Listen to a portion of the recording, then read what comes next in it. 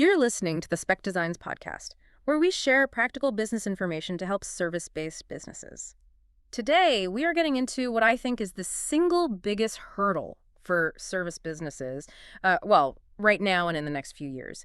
Because the reality is getting traffic isn't really the hardest part anymore. No, it's not. You have these really robust tools, right? Like local service ads, LSA, and a well-tuned Google business profile, good SEO. All of that is driving people to your site. The visitors are coming. Yeah. That part of the equation is, for many, solved. Exactly. The new challenge is what happens after they arrive. That's the real puzzle. How do you convert that traffic into, tangible revenue? Right. We're talking about actual booked jobs, signed proposals. Money in the bank, not just vanity metrics. We want to get past the time wasters for your front office. And that's the core of it. Yeah. We really need to redefine what conversion even means for a service business in 2026. Okay. It's not about how long someone hangs out on your homepage. That's an old and frankly irrelevant metric. A vanity metric. Totally. Conversion now means a measurable commitment, a step toward a sale. So that's a phone call, a completed form, an online booking, maybe a, quote, request.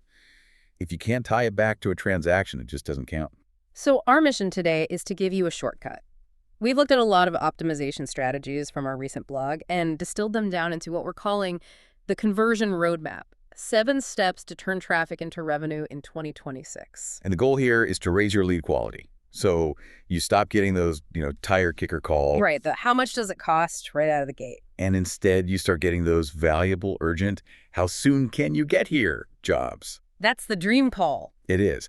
And this whole roadmap is really driven by these big shifts in how people buy. You have to think about the mobile-first buyer. If your site doesn't work perfectly on their phone, You don't exist. you just don't exist. Yeah. Then you have the rise of super specific voice searches, and people are asking their phones, plumber near me open now who does tankless water heaters. It's not just keywords anymore. It's a full conversation. Right. And then finally, there's this growing expectation for personalization, AI-driven personalization. A static one-size-fits-all website just feels dated. Okay, let's unpack this. We're starting with the non-negotiables. Think of these first 3 steps as the absolute foundation. They really are. If this base is weak, every single dollar you spend on LSA, SEO, paid ads, it's just leaking out the bottom. A leaky bucket. So step number 1, win the first 5 seconds. This is probably the most critical rule, isn't it? It's everything. A visitor decides to stay or bounce in just a few seconds. And your page has to answer 4 key questions almost instantly. Right there above the fold on the smallest phone screen. Exactly. The instant clarity test. Who do you help? What do you do? Where do you do it? And what should I do next? If they have to scroll to figure out if you even service their town, you've already lost. And the messaging makes such a huge difference. I mean, the examples of high-converting headlines we saw combine that speed, the service, and the location. Like same-day furnace repair in Oakland County. Perfect. Or, tackling that risk head-on with something like water heater install backed by a written warranty. It's immediate trust. And that clarity has to go straight into your call to action, your CTA. Yeah. This is still part of step 1. And I'm always amazed at the conversion lift you can get just by swapping out weak generic text. So instead of a button that just says submit. Which means nothing. It's a command, not a benefit. Right. You switch it to something strong, like get a free estimate or maybe schedule a service call. It's a transaction, right? I click this and I get something in return. That's it. It's a promise. And that's why focus is so important. 1 primary call to action per page. Maybe a fallback, a phone number next to the form. But don't confuse the user with 10 different options. That confusion just leads to inaction, which brings us right to step number 2.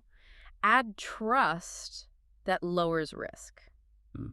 Because when you think about it, hiring a contractor, it feels risky. You're worried about price, no-shows, bad work. It's a huge source of anxiety for homeowners.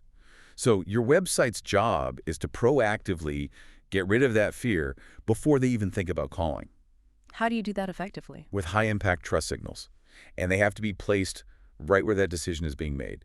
Stock photos of smiling actors won't cut it. No. You need real photos of your team, your branded trucks. You need visible proof points reviews, licenses, insurance, and really clear guarantees. And placement is key, you're saying. Placement matters so much. Don't bury your license number in the tiny footer text. Put your guarantee and a little snippet from a 5-star review right next to the main Schedule Now button. So it's right there when they're about to click. Exactly. And for forms, you can reduce that anxiety with a little line of text, what we call microcopy, that just says, no spam, your info is used only to schedule service. It's a small thing that makes a big difference. I think that transparency and the idea of speed really come together in step number 3. Make the site fast and friction-free on mobile. This is where so many service websites just fall apart. Oh, yeah. And the blog made a great point that Google's core web vitals, those metrics on user experience and load speed, they're only getting stricter. And you have to think about the user's mindset. If you're a homeowner and there's water on your floor from a burst pipe, you are not waiting for a slow, heavy graphic to load. No way. Speed is a signal. It signals competence. A slow site implies a slow company. So, practically speaking, what are the quick fixes? Without, a massive redesign. Start with the basics. Yeah. Compress and resize all of your images. Get rid of the heavy background videos and those, unnecessary sliders on your main service pages. And please reduce the pop-ups on mobile. They just get in the way. And I'm guessing the biggest point of failure on mobile is just making it hard to call. 100%. Okay. The phone number has to be click to call. It needs to be at the top, and it should be sticky so it follows you as you scroll. And all your buttons need to be big enough for a thumb to easily tap. Your pages have to load fast on a weak cell signal, not just your office Wi-Fi. That's the standard now. Okay, so that's the foundation. Now we can shift into optimizing the lead funnel itself. This is about matching the page to what the visitor is actually thinking. Exactly. If the foundation is solid, now we can remove friction from the actual conversion paths. This is step number 4. Landing page optimization, match the page to visitor intent. Right, because you can't treat someone searching for a whole new HVAC system the same as someone whose AC just died in July. Not at all. And the blog breaks this down into 3 distinct intent buckets. What are they? First is the high-stakes buyer intent group. These are the emergencies. For them, the page needs a phone-first layout. Big, bold claims about 24/7 availability. Language like, technician dispatch available today. The phone number is the hero. Okay, that makes sense. And the second? The second is search intent. This is your visitor who is researching a big replacement, like a remodel. They're planning, not panicking. So for them, it's not about the immediate phone call. No, it's about trust. They need to see project galleries, maybe some rough pricing ranges. Even a range builds a ton of trust and info on financing. The goal here is to get them to schedule an on-site estimate. And the third type of intent? That's research intent. Someone looking for maintenance or just comparing their options. They need information.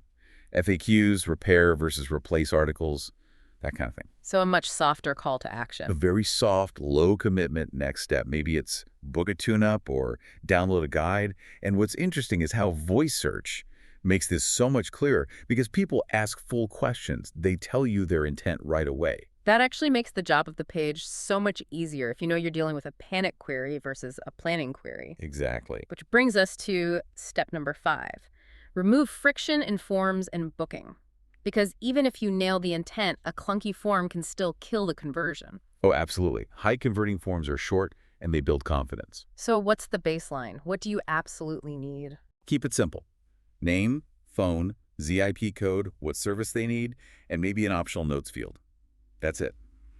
And please, enable autofill. Don't make them type everything out. Every extra field you add, like address line 2, you're just introducing friction, and you can watch your drop-off rates climb. And you mentioned managing expectations. How does that play in? It's vital. Use that microcopy again to make a promise, like, we'll reply in 10 minutes during business hours. But, and this is a huge, but only promise what your team can actually deliver. Right, because if you promise 10 minutes and call back in an hour... You've broken trust before you've even spoken to them. And it's not just about forms, right? There are other paths. Absolutely. We need visible click-to-call buttons. A text us option is huge now. And for standard jobs, online scheduling tools are fantastic. Give the user the path they're most comfortable with. And if you're sitting in the office debating, should the button be blue or red, there's a way to solve that. A/B testing. A/B testing is how you end debates that are based on opinion. It brings real data to the table. So what's the key to doing it right? Simplicity. Change one thing at a time. The headline, the CTA text, the number of form fields. Run the test long enough to get real data and measure what actually matters. Book jobs, not just clicks. What's a high-impact test a service business could run? Test motivation. Pit a headline about speed against a headline about a warranty. You'll learn if your customers value urgency or safety more. Or test form length. See if dropping 2 fields dramatically lowers your cost per lead. Those are tests that lead to real ROI. Okay, so that's the engine of the website. We're down to the final section. A lead is just an opportunity, and these last steps are about winning the job and proving it was all worth it. Exactly. Step number 6, use AI personalization without being creepy. This feels like a fine line to walk. It can be, but the goal is to be helpful, not invasive. Yeah. And the good news is the easiest wins don't require creepy tracking. Like what? What are some easy wins? Simple stuff. Location-based messaging. If your site detects a visitor is nearby, show a banner that says, serving Grand Rapids and nearby areas. It's instant confirmation. Or use seasonality show an AC tune-up offer in the spring and a furnace check in the fall. And I love the idea of changing the call to action based on behavior. It's so powerful. If someone's been looking at water heater replacement pages, the CTA should change to request an on-site quote. But if they land on an emergency page, it has to be call for dispatch now.